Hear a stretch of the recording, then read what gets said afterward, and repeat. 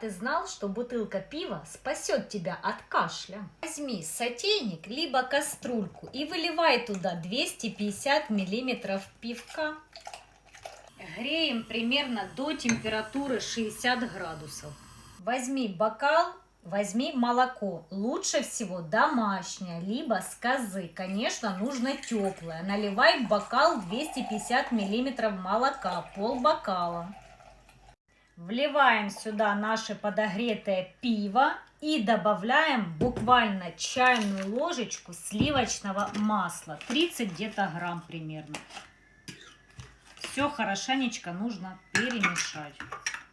Пей теплым перед тем, как будешь идти ложиться отдыхать. Смесь смягчит тебе горлышко, успокоит твой кашель. Делись со всеми своими родными и друзьями, пусть не кашляют.